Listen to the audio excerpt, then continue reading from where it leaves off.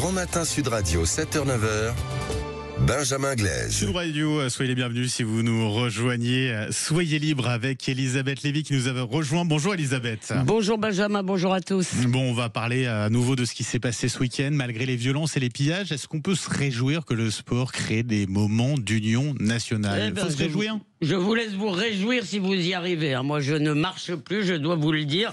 Et même, j'ajoute que l'idolâtrie qu'on voue à ces sportifs me met un peu mal à l'aise. J'attends le jour où on applaudira nos prix Nobel ou nos médailles Fields sur les Champs-Élysées. Alors, bien sûr, vous me direz que des millions de Français ont regardé la même chose en même temps, hurlé la même chose en même temps. Bon, très bien.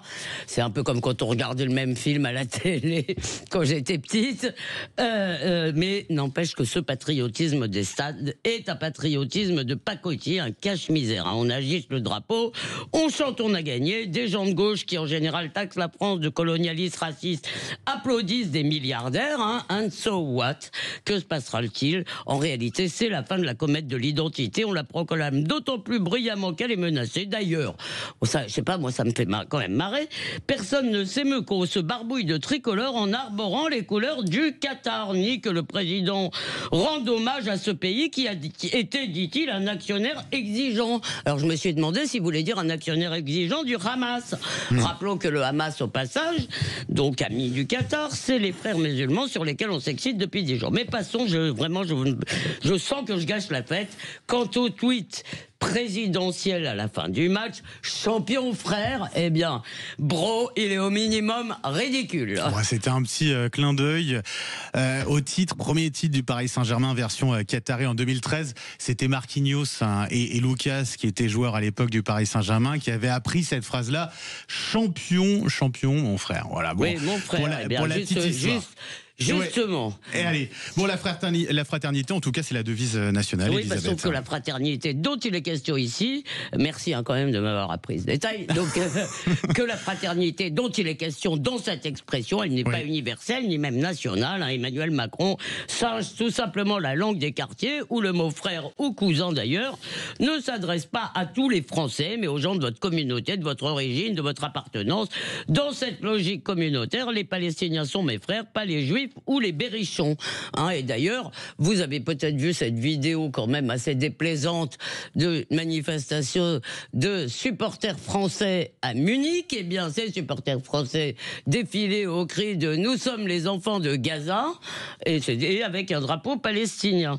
Bon, et hier la foule, alors il faut le dire, j'ose à peine le dire, mais honnêtement, la foule qui a envahi Paris, j'ai traversé Paris samedi soir, qui a tout le centre de Paris, n'était pas tellement à l'image de la France. D'abord, il n'y avait presque pas de femmes, mais vraiment, ça m'a frappé. Il n'y avait pratiquement que des hommes. Et il semble, sur les réseaux, des femmes qui étaient présentes se plaignent d'attouchements et de frottage. C'était essentiellement de très jeunes garçons, beaucoup, majoritairement, je sais pas, mais en tous les cas, beaucoup issus de l'immigration.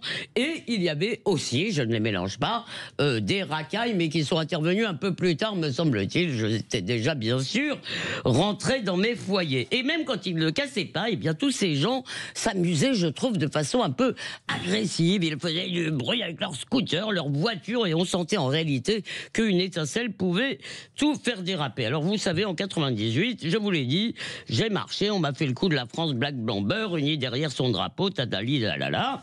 7 ans plus tard, les émeutes de 2005 révélaient l'étendue des fractures françaises, et depuis, je ne vous fais pas la liste.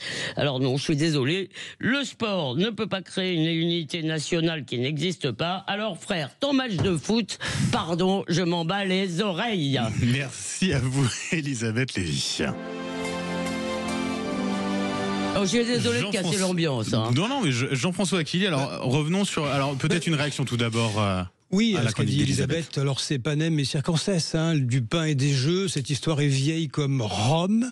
Je rappelle quand même que les 5 médailles olympiques de Léon Marchand, 4 d'or, 1 de bronze de mémoire, n'ont pas provoqué de raz-de-marée ou de casse dans les rues. Il y a une sorte de folklore, il faut le dire, négatif désormais autour du football, où s'agrègent, on va dire aussi des des groupes qui n'ont absolument rien à voir avec tout ça. Ça devient maintenant une espèce de défi à l'autorité de l'État, systématiquement. C'est un problème profond de notre société qu'il va falloir résoudre. C'est ce que disait d'ailleurs en substance, et plus que ça même, Bruno Retailleau hier, lors de sa prise de parole, qui est assez surréaliste. Vous avez eu un breaking news sur les chaînes d'infos au moment où démarrait, où on attendait les champions sur les Champs-Élysées, encore meurtris de la veille. Vous avez le ministre de l'Intérieur qui est venu nous rappeler au réel. Je rappelle ces mots également.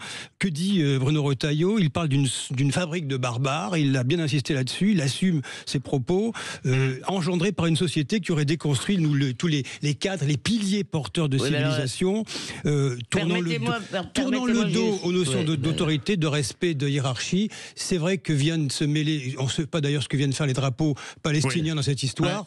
Je trouve que nous sommes face à un problème profond. Permettez-moi juste de vous dire, c'est pour ça que j'ai parlé, il y a quand même un choc culturel derrière tout ça. Je suis désolé, on peut pas.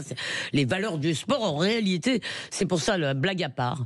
Les valeurs du sport et en tous les cas les valeurs du foot aujourd'hui, vous savez très bien qu'il y a plein de parents qui hésitent à mettre leurs gosses dans des clubs de foot amateurs parce qu'il y a toutes sortes de problèmes, notamment d'entrisme islamiste. Et le foot devient, plus que les autres sports sans doute, un reflet des fractures de la France, plutôt un miroir de nos fractures. C'est un miroir de la société fracturée, quoi.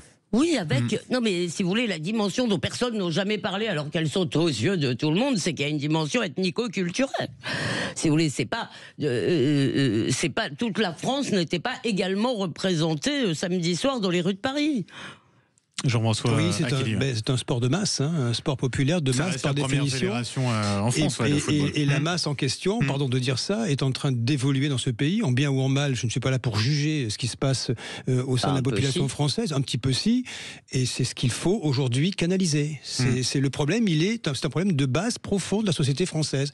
Et ce que disait Retailleau, pardon de le citer, il a tout à fait raison, c'est quand même du bon sens, ça passe par de multiples canaux, la famille, l'école, les valeurs de la République, c'est tout ce qui est déconstruit depuis trop longtemps, depuis des décennies, à peu près 30 à 40 années, et c'est ce qu'il faut résoudre aujourd'hui. Dites-le franchement, Elisabeth Lévy, Jean-François Aquili, vous restez avec nous. Dans un instant, on va revenir sur une émission qui a été diffusée hier soir sur M6 avec des personnalités politiques qui se sont dévoilées. À tout de suite.